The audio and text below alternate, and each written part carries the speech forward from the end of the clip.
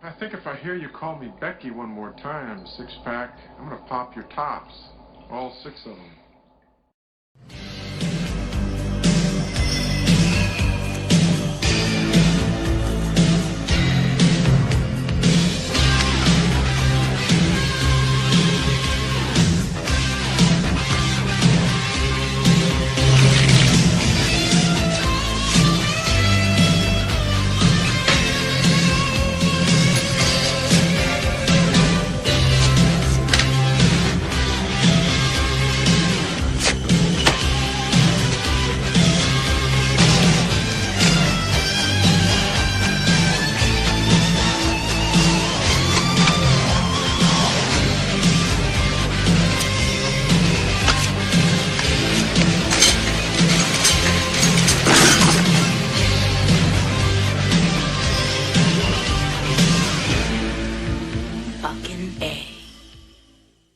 Hi, this is Matt once again. Welcome back to another review, another Patreon request from Mega Pork Chop Express. First off, I want to say thank you, man. This is a guy who's commented quite a few times on my videos for a while. Also, I thank you for your pledge on Patreon. Hopefully I do a good job. Hopefully. If anyone's ever interested in joining my Patreon, the link will be down below. I also have my PayPal and so forth. If not, trust me, I understand, because I'm not the best at reviews. Trust me, I know this. Doing my best. But the movie he asked for today was Tough Guys, which I had not heard of, but it made sense when he told me it's a Kirk Douglas film, because for those who don't know, Kirk Douglas passed away, sadly. He lived to be about 103 years old, give or take, which to be able to make it to over 100, that's pretty damn cool, because that's a rare feat, and to hang in there for so long, huge kudos to the guy. May he rest in peace. I didn't grow up a lot with Kirk Douglas. I grew up more with Michael Douglas, with The Game and Romancing the Stone and Falling Down, Black Rain, among others, Disclosure. But Kirk Douglas, I have seen in films. He was in this movie called Greedy with Michael J. Fox, which I actually enjoyed quite a bit. I think it's a bit underrated. I thought him and Michael J. Fox worked well in the movie.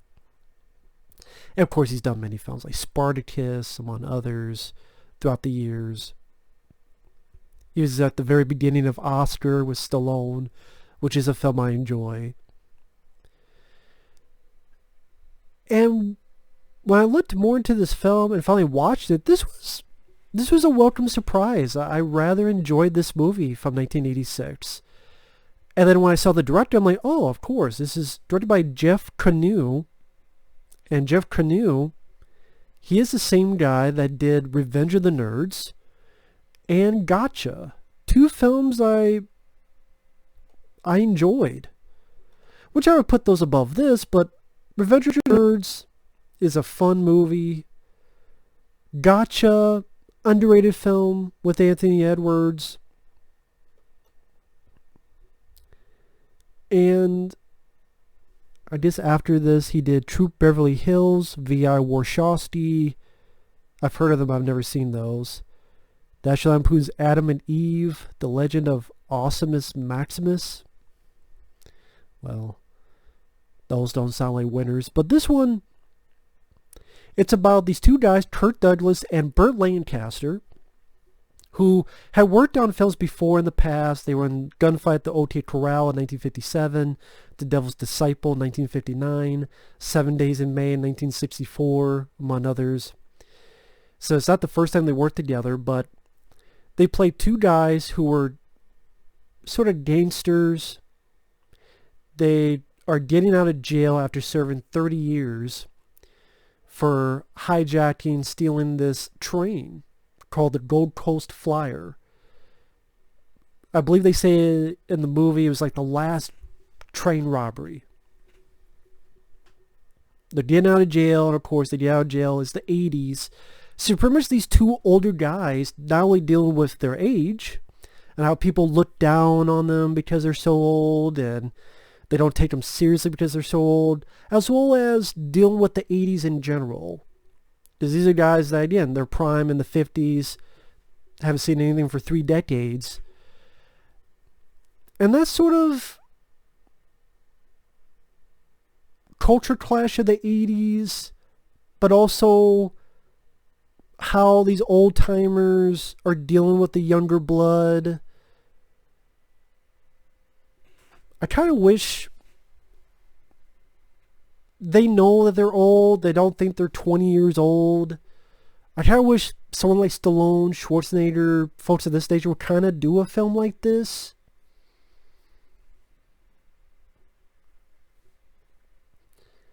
Because Burt Lancaster, I know of him. I can't sit here and say I watched a lot of his movies. He did fine. Part of me kind of wished it was someone like Lee Marvin, or try to think of another older gentleman who would have, what's his name? Anthony O'Quinn, who I remember as Zeus in the Hercules Legendary Journeys TV movie. Anthony O'Quinn, like, yeah, man, Burt Lancaster was fine. He was honestly, for me, the weakest part of the movie, because, again, while he did find the role, maybe because I didn't grow up with Burt Lancaster, I'm like, kind of wish it was someone else. Kirk Douglas, I thought, stole the show. I thought Kirk Douglas definitely had more personality, life to him, and impressive in the fact that one of the first scenes we see is him pumping weights. And he's got muscles like Sylvester Stallone. I mean, I'm like, damn, no wonder Kirk Douglas lived to 103. If this is how ripped he was, and how old would he have been in this? 86, 96, 06, 16. So he would have been around 70 years old here.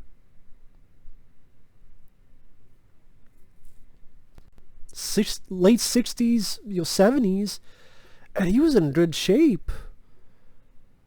I mean, I expect that out of Schwarzenegger, Stallone, but not following Kirk Douglas on. I'm like, wow. So they get out of jail. Dana Carvey's in this movie as a probation officer, who's also a fan of these guys because he knows a little bit about history, and he had heard the stories about these two guys in the great train robbery 30 years ago, and he really wants to help these guys out. And Dana Carvey, this is the first time I see him play a character so straight-faced. Like, this is not a goofy comedic performance by Dana Carvey. This is, again, Dana Carvey playing just a normal guy, this probation officer. It was cool to see Dana Carvey play a different kind. When I expect Dana Carvey, I'm expecting his character in Moving with Richard Pryor, or Garth from Wayne's World, or his SNL stint. But yeah, it was different, unique, but cool to see Dana Carvey play, like I said, a different type of character. Like I said, more straight-faced, straight-laced role. You know, made it a bit interesting. And part of their parole, Burt Lancaster and Kirk Douglas, they can't be together because, like, hey, you guys are a bad influence. When you guys get together, you guys have to be separated. I don't know if that's how parole works. Maybe it does. But Burt Lancaster is put into a home, nursing home, where he meets this woman that he knew back in the day, and he doesn't care for the staff, including Jake Steinfeld. If you don't know who is, Jake Steinfeld, he was in these fitness commercials, Body by Jake. He was also the killer in this lame slasher called Home Sweet Home, where he played a guy on PCP. I'm like, holy shit. Holy shit, Jake Steinfeld. Not Seinfeld, that's different. Steinfeld.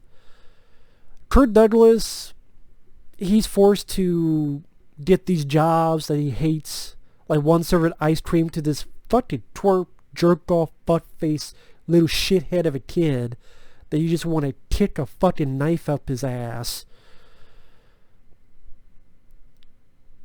Who just won't make up his fucking mind, is fucked with them. So Kirk Douglas says screw it and shoves an ice cream right into the little shit's face. One point being a busboy and all these people giving him shit.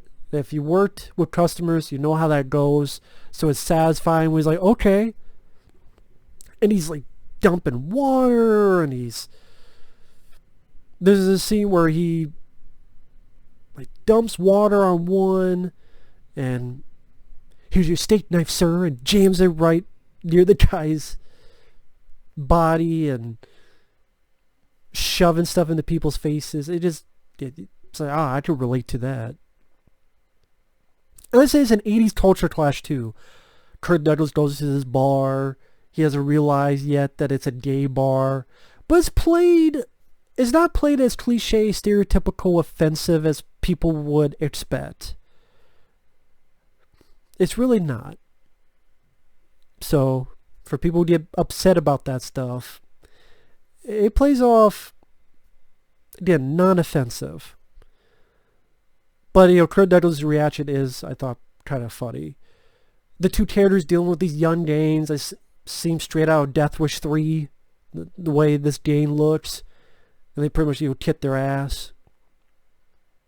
Kirk Douglas, he was very likable. Yeah, he had a fun personality to him. Some of the lines he said, like when he gets to this room and the motel manager's giving him lip.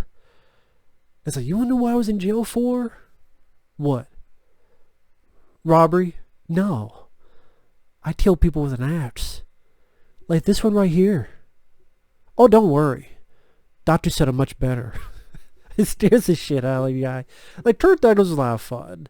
And, dealing with the 80s fashion, Kirk Douglas dealing with an 80s gym and meets a beautiful woman with an ass.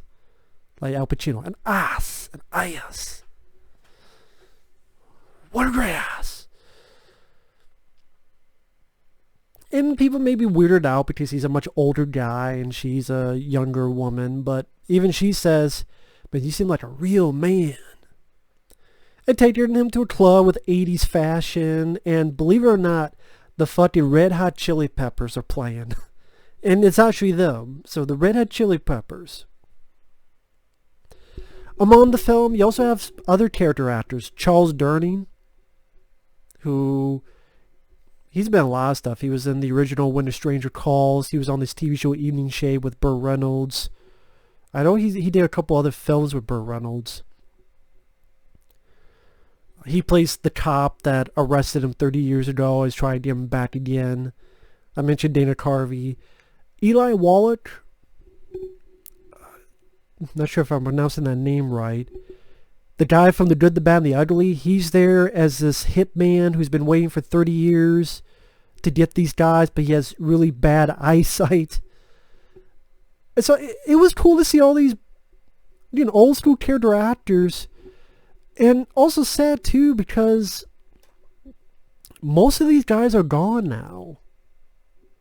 That's kind of the, what's the phrase I'm looking for? There's a certain, not phrase, but a certain word. I can't think of it off the top of my head, but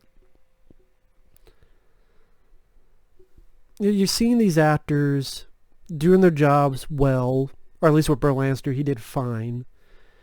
And they're all gone. I mean, Kirk Douglas recently passed away, Burt Lancaster, 1994, Charles Durning, 2012, Eli Wallach, 2014.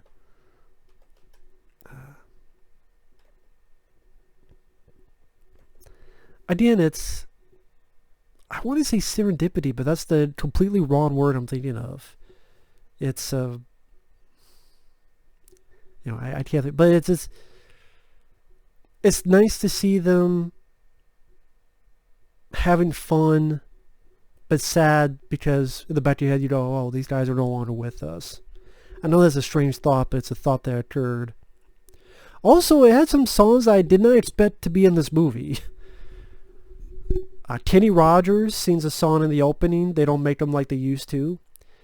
Janet Jackson song Nasty when the two characters are fighting the Dane. Oh, you nasty boys. Like, I never thought Jenny Jackson's nasty would come into play with this movie. Oh, you nasty boys. Also, the Fabulous Thunderbirds, Tough Enough. That's the song. You're not tough enough. You're not tough enough. Which makes sense considering it's called Tough Guy, so. I didn't expect to see that. Oh, hey, I remember that song. I like that song. Is that from this movie? Maybe that song was out before and they just used it here, but it was a fun unexpectedness. Just like this movie. I mean, this movie was better than I thought it would be. But you even have Billy Barty, another actor who sadly passed away in 2000. Billy Barty, he was in... You remember Masters of the Universe? And the little creature Gwildor? The Dolph Lundgren film? That's Billy Barty. I mean, he was also in Willow as the wizard trying to teach... At the beginning of the film, trying to teach Willow Ufgood, Ward Davis, the tricks. That's Billy Barty. I'm trying to think what... Yeah, I was trying to check something else. Uncredited as the baby in Bride of Frankenstein from the 30s. Wow. He was in the Lord of the Rings rotoscope footage as Bilbo Baggins. Rotoscope footage. The 1978 movie. Interesting. He also played Rumpelstiltskin in a 1987 film called Rumpelstiltskin. Sorry. But yeah, this movie...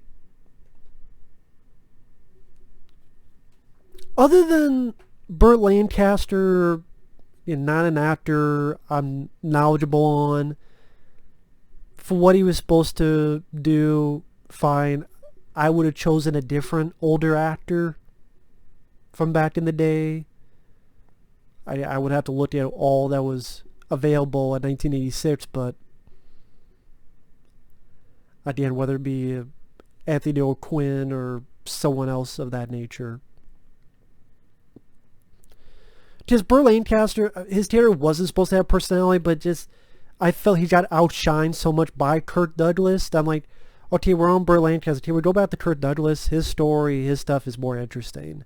And Kirk Douglas is more fun with his reactions and his dialogue. But with that said, the cast, some of the songs, wasn't a boring pace.